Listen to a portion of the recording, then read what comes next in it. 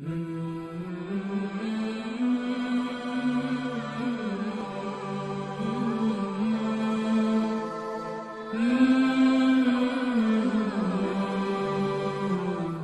اللہ الرحمن الرحیم نحمدہ ونصلی علی رسولہ الکریم۔ یہ ایک قول نظر سے گزرا تو اس پر کسی ساتھی نے یہ سوال کیا تھا۔ قول یہ ہے کہ کسی حکیم نے یہ کہا ہے کہ حدیث کے اندر آتا ہے کہ گائے کا گوشت جو ہے نا وہ بیماری ہے، لہذا گائے کا گوشت نہیں کھانا چاہیے، کہ گائے کا گوشت مضر صحت ہے، اور صحابہ کرام کے دور میں یہ گائے کا گوشت نہیں کھایا جاتا تھا۔ تو سوال کرنے والے نے یہ کہا کہ دیکھیں جی، گائے کو اللہ تعالیٰ نے جو ہے نا وہ حلال کیا ہے، اور اس کے گوشت کو اللہ تعالیٰ نے حلال کیا ہے، دودھ کو اللہ تعالیٰ نے حلال کیا ہے، تو کسی حلال چیز کے اندر کیسے جو ہے نا کوئی مضر صحت چیز پائی جا رہی ہو، اور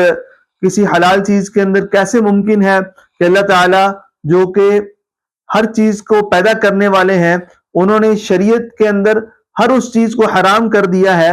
جس کا انسانی صحت کو کوئی نقصان ہو؟ تو کیا ایسا ممکن ہے؟ کیا یہ حدیث درست ہے؟ تو اس پر جو ہے نا تھوڑی سی ہم روشنی ڈال دیتے ہیں۔ تو آگے بڑھنے سے پہلے ہم آپ سے گزارش کرتے ہیں کہ آپ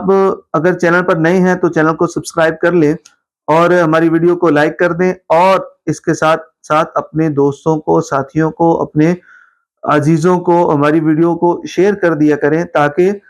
ان تک بھی یہ خیر کی بات پہنچ جائے۔ اور خیر پر رہنمائی کرنے والا ایسے ہی ہے جیسے کہ خود خیر کرنے والا، الدال علی الخیر کفاعلہ۔ تو بہرحال اس دعوے کو اگر تحقیق کی نظر سے دیکھا جائے تو یہ بات شریعت کی دونوں بنیادوں مثلا قرآن اور حدیث اس کے خلاف یہ نظر آتی ہے، کیونکہ اللہ تعالیٰ نے حلال جانوروں میں گائے کا تذکرہ فرمایا ہے، اور حضور صلی اللہ علیہ وسلم نے بھی اپنی ازواج مطہرات رضی اللہ تعالی عنہن کی طرف سے جب قربانی کی تو وہ بھی گائے کی قربانی کی۔ اور ایسا ہرگز ممکن نہیں ہے کہ کوئی بھی ایسی چیز جس کے اندر کوئی تکلیف ہو، ضرر ہو، یہ جیسے کہ میں نے پہلے بھی عرض کر دیا ہے کہ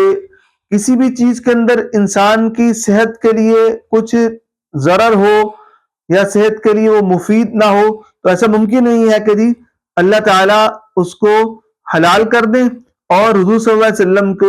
بھی اس کی قربانی کر رہے ہوں۔ جیسے کہ قرآن پاک میں اللہ تعالیٰ نے گائے کے حلال کیا ہے تو فرمایا وَمِنَ الْإِبِلِ اثْنَيْنِ وَمِنَ الْبَقَرِ اثْنَيْنِ، جی۔ اور احادیث میں جو ہے نا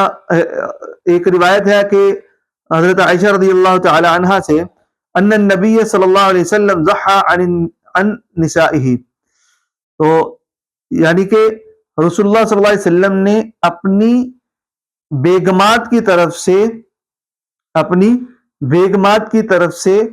قربانی کی۔ تو جہاں اللہ تعالیٰ نے دودھ کو بطور نعمت کے ذکر فرمایا ہے،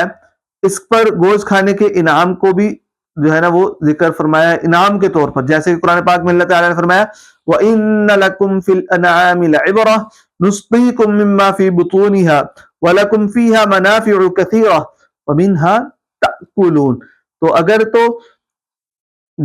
گائے کا گوشت جو ہے نا وہ مضر صحت ہوتا تو قرآن کی نظر سے، قرآن کی روح سے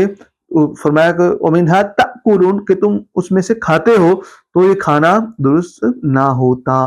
جی۔ اور یہ دعویٰ کرنا کہ صحابہ کرام اس کو کھاتے نہیں تھے، یہ صحت کے لیے مضر ہے، تکلیف پہنچانے والا ہے، تو یہ قرآن کی روح سے یہ دعویٰ صحیح نہیں ہے۔ اب آتے ہیں وہ روایت جو کہ وہ ساتھی نے نقل کی کہ دو روایتیں تھیں، اس میں یہ کہ جی علیکم بِأَلْبَانِ الْبَقَرِ فَإِنَّهَا تَرُمُّ مِنْ كُلِّ الشَّجَرِ وَهُوَ شِفَاءٌ مِنْ كُلِّ دَاءٍ۔ تو یہ حدیث ہے، پہلی حدیث، کہ تم گائے کا دودھ پیا کرو، اس کو لازم پکڑو،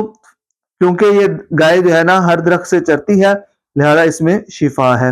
اور دوسری جو حدیث ہے وہ یہ ہے کہ علیکم بالبان البقر وسمنانها وإياكم ولحومها فإن ألبانها وسمنانها دواء وشفاء ولحومها داء، کہ تم گائے کے گھی اور مکھن اور دودھ کو لازم پکڑو اور اس کے گوشت سے بچو، کیونکہ اس کے دودھ اور مکھن کے اندر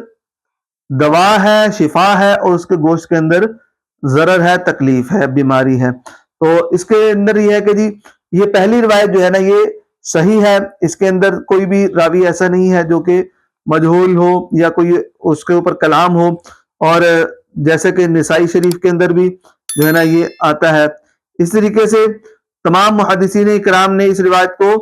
صحیح قرار دیا ہے جس میں دودھ پینے کا تذکرہ ہے۔ اور جو دوسری روایت جس کے اندر گوشت کھانے سے منع کیا گیا ہے، اس روایت میں سے اس روایت کو جو ہمارے متقدمین گزرے ہیں اس میں امام حاکم، اور جو ہمارے متاخرین ہیں اس میں امام البانی، انہوں نے اس کو صحیح قرار دیا ہے، لیکن یہ روایت جو ہے نا یہ سند اور متن کے اعتبار سے صحیح نہیں ہے۔ یہ روایت متن اور سند کے اعتبار سے صحیح نہیں ہے۔ سند کے لحاظ سے تو اس لیے کہ کسی سند پر صحت کا حکم لگانے میں جو امام حاکم ہے ان کے اندر تساہل تھا، لہذا ان کا تساہل معروف ہے، اور اس میں ایک ضعیف راوی ہیں جن کا نام جو ہے نا وہ ہے سیف ابن مسکین، یہ انتہائی کمزور راوی تھے۔ اور دوسرا یہ کہ جو ہمارے متاخرین میں سے البانی وغیرہ جو ہے نا انہوں نے اس کو صحیح قرار دیا ہے، تو جب ان کے سامنے یہ مطلب کہ یہ روایت پیش کی گئی تو انہوں نے کہا کہ البانی جو ہے نا وہ خود کہا کہ وہ بھی انسان ہے، اس سے غلطی ممکن ہے ہو جائے۔ تو بہرحال علامہ ابن جوزی نے اس کے متعلق جو ہے نا وہ بہت اعلیٰ بات فرمائی ہے کہ ہر وہ روایت جو اصول اور عقول کے خلاف ہو تو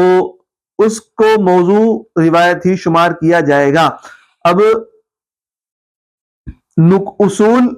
اور عقول، اصول کا مطلب یہ ہے کہ اصل کے خلاف ہو، عقول کا مطلب یہ کہ عقل کے خلاف ہو، جیسے کہ دودھ پینے کو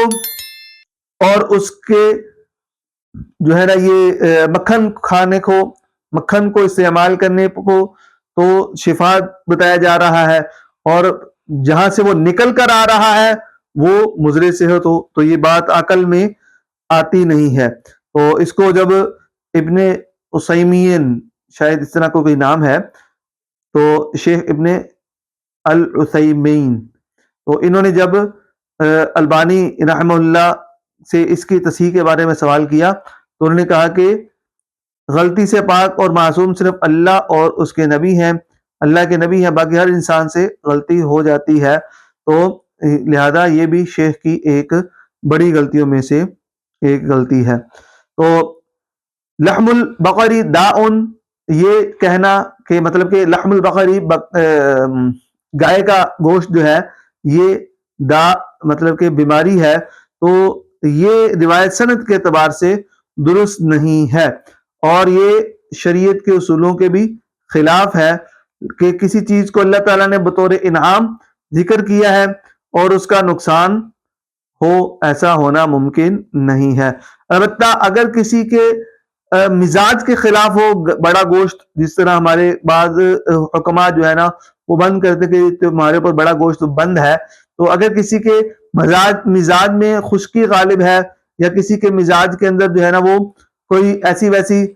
خرابی ہے جس کی وجہ سے کوئی حکیم یا ڈاکٹر اس کا گوشت بند کر دے تو یہ ایک الگ بات ہے۔ تو